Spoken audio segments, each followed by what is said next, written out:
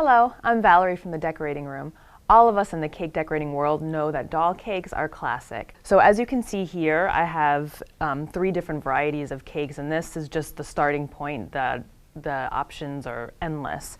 So I use buttercream, you can use fondant.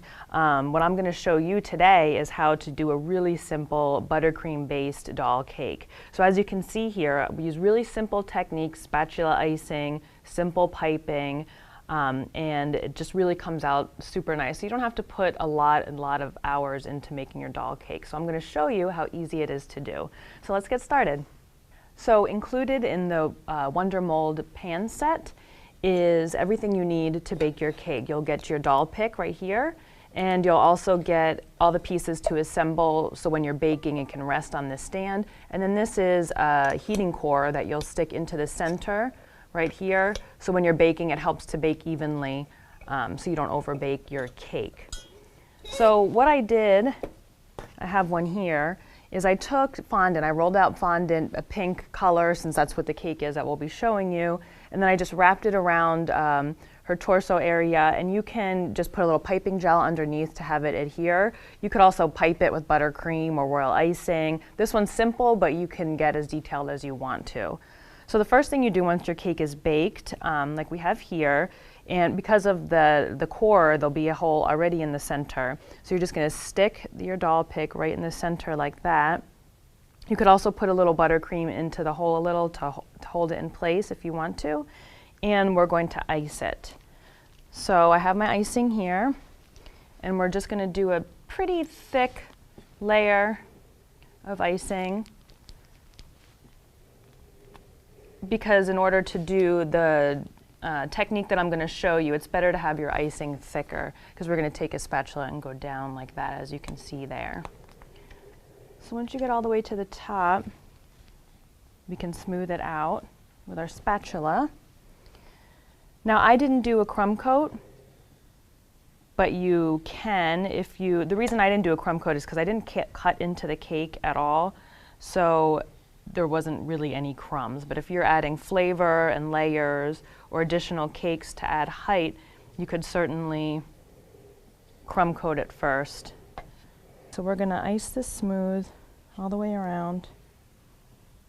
Okay, so to get this technique that you see here, the spatula iced look, it almost gives like a ruffled, layered look. So what we're going to do is take a smaller spatula, an offset spatula I like to use, and I like to start in the middle and work my way around.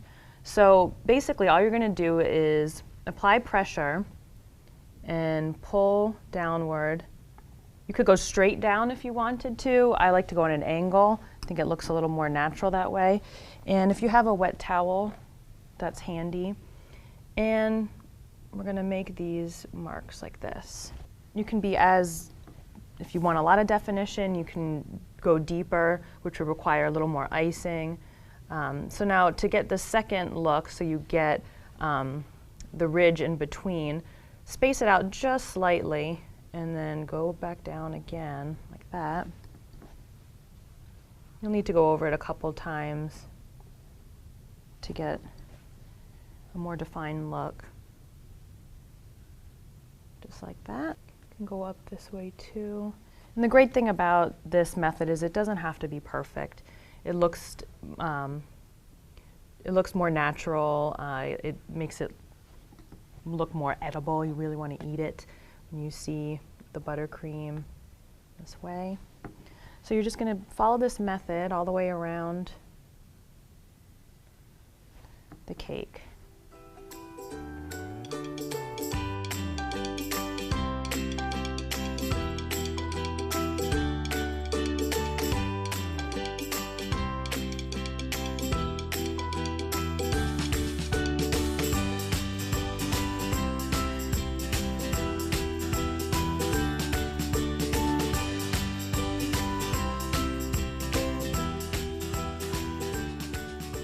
Alright, so once you have all of your cake spatula iced like this, the next step is to do this ruffled part that you see here.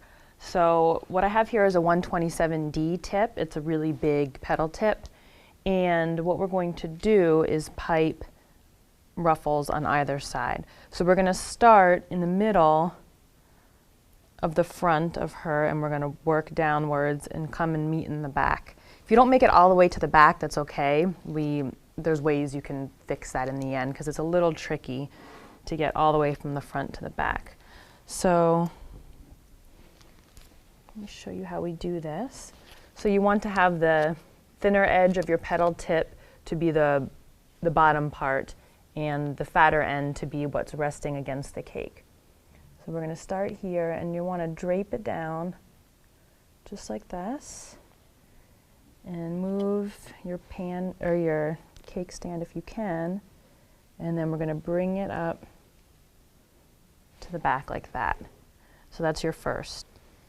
Now we're going to do the second part, and try and have your next ruffle where your starting point line up with your first right there.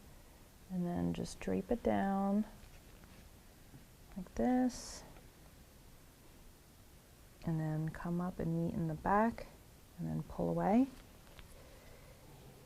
And then we'll do again.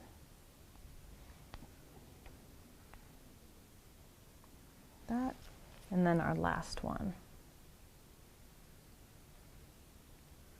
Just like that. So there's your first ruffle there. We're going to start the second half, and this part gets a little tricky because you want to be able to meet the same height, go down the same way, and curve around as the first half. So it's going to take a little eyeballing. So you want to drape it down, pull it up like that. Okay. And then repeat the same thing again.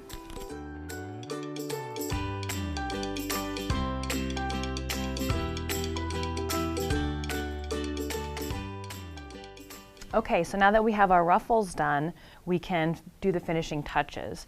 So here I have a tip, a star tip, a number 14. And what we're going to do is pipe little stars around the bodice area and also around the bottom border.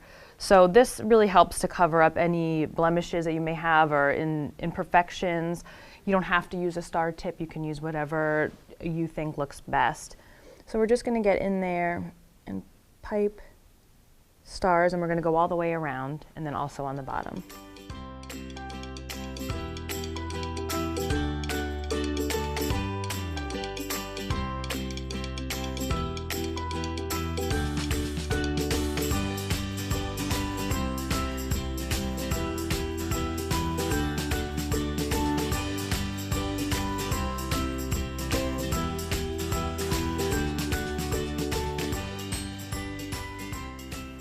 Okay, so once you have your border done, now what I like to do, like you see here, is just have maybe some gradual piping coming up along the side just to add a little more detail, and also to cover up some spots if you're not happy with the way the cake looks.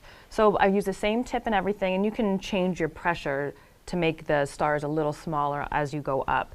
So basically I just randomly pipe a few stars and then add some up like that. And you can just do this all the way around the cake. Again, like you see the spot here, you can just pipe a star right in there and it's gone. And you just do this all the way around your cake. You could use different colors if you wanted to incorporate the ruffle. You could use those colors for the stars, whatever you think looks best. So I'm going to go all around this cake and then it'll be done. So for more tips and techniques, go to Wilton.com.